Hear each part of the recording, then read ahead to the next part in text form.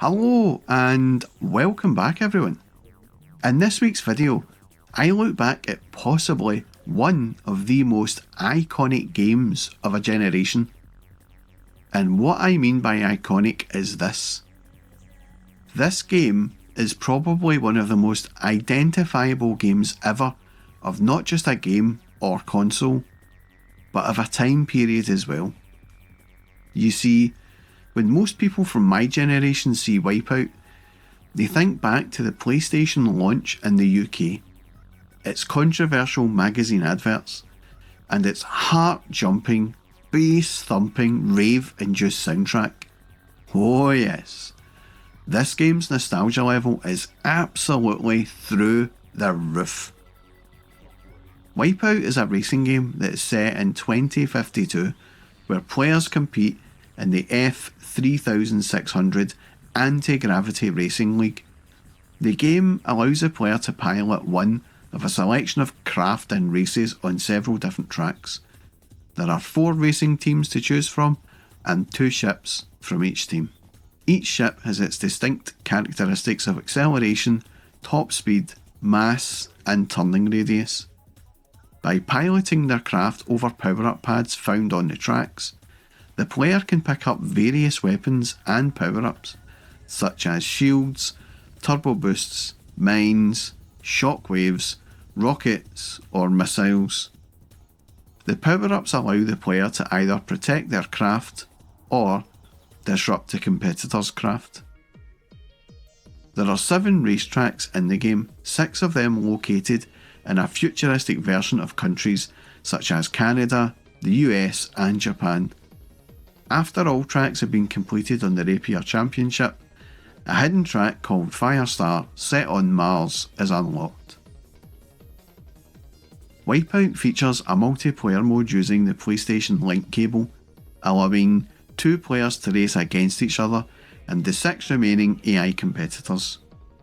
The game also supports the Negcon, a third-party controller designed by Namco.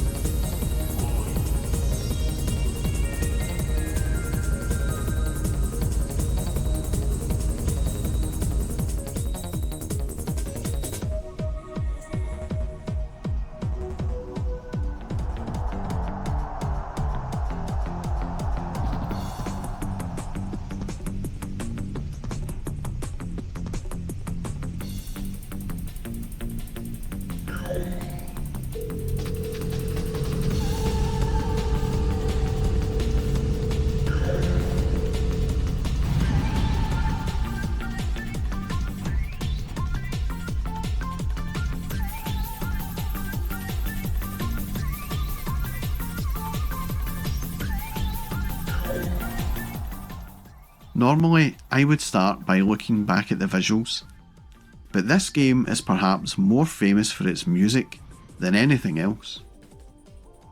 Wipeout's development heavily focused on its music, which became a vital part of the game's identity. Designer Nick Burkham recalled that playing Super Mario Kart while listening to intense techno music sparked the idea of designing a fast-paced game featuring hovering ships racing through futuristic tracks accompanied by an energetic electronic soundtrack. For the concept demo movie, the team chose the Prodigy's song No Good, Start the Dance, with Psygnosis artist Jim Bowers explaining that the track was selected because its tempo perfectly matched the on-screen action. Composer Tim Wright, also known as Cold Storage, was initially challenged to adapt his synth-pop background to the future UK sound of big beat and techno envisioned for the game. A style marked by heavy loops, bass lines, breakbeats, and dramatic build-ups that captured rave culture's energy. To achieve this, Wright utilised sample CDs favoured by top producers of the era and synthesizers like the Roland JD800 to generate the heavy, disturbed beats that defined the soundtrack. Additionally, team members took him to nightclubs to immerse him in the vibrant environment that influenced the game's aesthetic. Despite initial reluctance from record companies to work with the gaming industry, Wipeout's PlayStation version featured music from notable electronic artists including Left Field, The Chemical Brothers and Orbital. Burkham had hoped to commission the Prodigy to compose an original track for the game, but they declined to participate. Instead, Orbital contributed Wipeout Petrol. These tracks, combined with the game's visual style, became a central feature and enhanced its appeal to a young, club-going audience. The game's advertising reinforced this connection to club culture, depicting players continuing the party atmosphere at home with Wipeout and positioning it as the after-party game.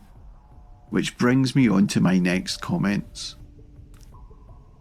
Upon its initial release, Wipeout sparked considerable controversy due to a marketing campaign created by Keith Hotwood and the Designers Republic, which featured a notorious promotional poster depicting a blood-stained television and radio presenter, Sarah Cox, leading some to accuse it of suggesting a drug overdose. Next Generation magazine reprinted the ad with the blood removed, citing pressure from newsstand retailers concerned about violent imagery in gaming magazines and their own view that the blood added only shock value. The poster labelled Wipeout as a dangerous game, with Wipeout's lead artist Neil Thompson hinting and designer Nick Burkham denying that the game's title's E stood for ecstasy. Footage of the game was featured heavily in TV adverts days and weeks ahead of the UK PlayStation launch, and the adverts hyped up the amazing in-game soundtrack. And this focus on the soundtrack worked wonders, as the rumour is that this game sold in an almost 1-to-1 ratio with the PlayStation. As I alluded to at the start of this video, this game identified with a coming-of-age gamer and also new gamers. Gamers of my generation had maybe started to feel that playing video games was going to be a dirty little secret by the time they reached maybe 17 or 18. Something you done at home and told no one about. Not everyone was like that, you understand, but I certainly was, as video games were seen as kids' toys still.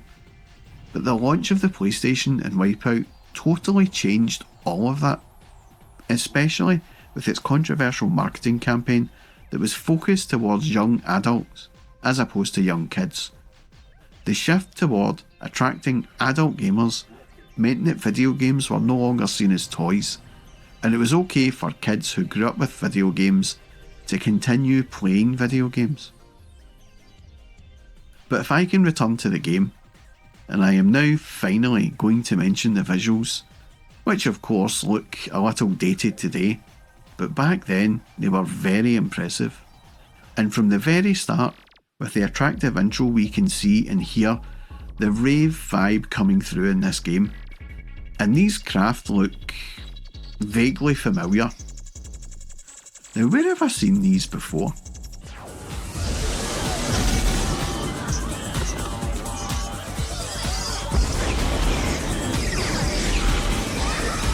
Is this kid bothering you, Kate? Sorry, can I get some room here? Yeah, why don't you come up here?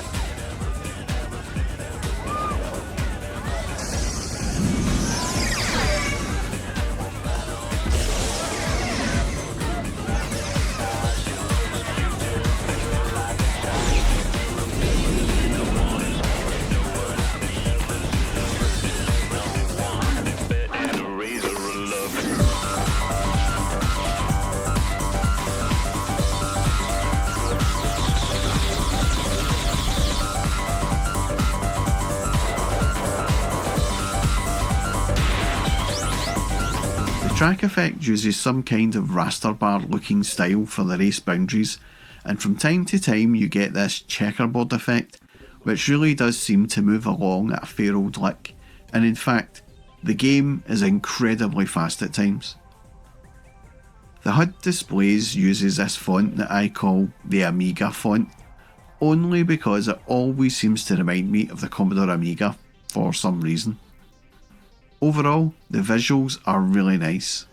Fast flowing with only a small amount of clipping and track building as you race along at crazy speeds. Now, with all the praise I have been heaping on this game, I may surprise some people when I say I never liked this game. It's certainly not a bad game, but it's not a game I enjoyed playing. In those early days of the PlayStation, I had a demo of this game, and I didn't like it too much. I found the control of the crafts too floaty, which is crazy because they're meant to be some kind of hovercraft or anti-gravity craft, and so they would feel floaty anyway. But for a racing game, I found it very off-putting, and so it wasn't a game I was going to buy. But when Sony released the PlayStation Platinum range, I picked up a copy then. The Platinum range was like a budget range from Sony comprising of older titles, and at £20 each, I thought at that price it was worth a purchase. And hey, I thought that after 2 years or so, then I would maybe start to get into the game a little more. But I didn't. Even to this day, I still find the floaty mechanics too annoying for words, and so I never played Wipeout all that much. And because of that, I never bothered with any other version of Wipeout, which is a shame, as I have been told by just about everybody I know that every other Wipeout was so much better than the original. So I have decided that I will have to have a look at them. Wipeout is a perfect example of a moment in time game. So many things about it are just really symbolic of the state of the UK at the time, when the whole cool Britannia thing was growing, the amazing soundtrack and the edgy and controversial advertising campaign. And it's a game that I have strong nostalgic memories of, even though it's a game I didn't enjoy. But if you ask me, I would say this is an era-defining game. Of that, I am certain. And that was my look back at Wipeout on the PlayStation. If you like this video, then please do all the usual like, comment and subscribe malarkey. And as always, a massive thank you to all of those who have subscribed already. It really does help with the growth of the channel. And that's all from me, folks. Thanks for watching.